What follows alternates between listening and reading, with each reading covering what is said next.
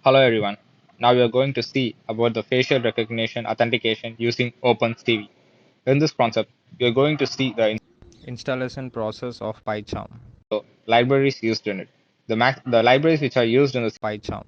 are CMake, dlib, face recognition, NumPy, and OpenCV Python. And now we are going to see about the understanding of this problem. For this, we are going to see how the facial recognition has been taken and the attendance process is being taken. For example, the maximum number of images of training and with accuracy of high is 98%. Today, we will try to replicate similar results using face recognition library developed by Adam Gedke. Let's look at the four problems. First, look at a picture and find all the faces in it. Second, focus on each face and be able to understand that even if a face is turned in a wide direction or in a bad light, it is still the same person.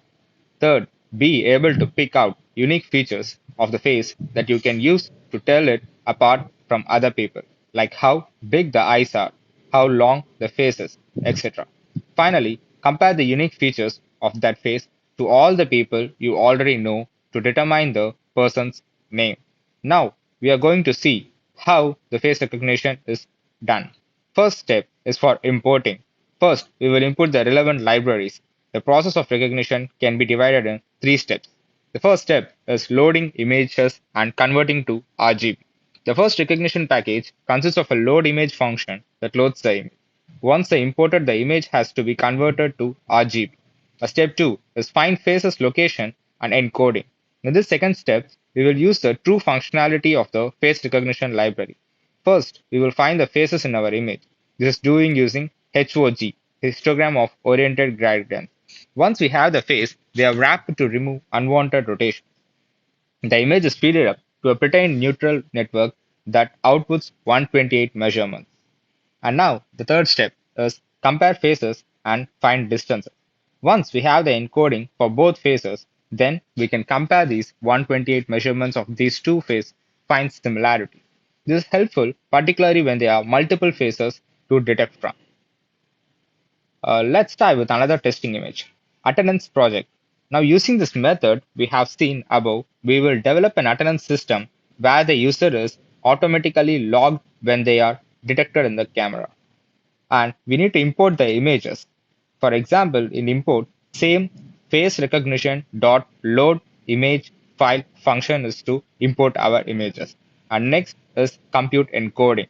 Now we have to listen of images we can iterate through those create a corresponding encoded list from noun faces. Then we will append each encoding to our list. We are going to use a while loop in this method, and the webcam images.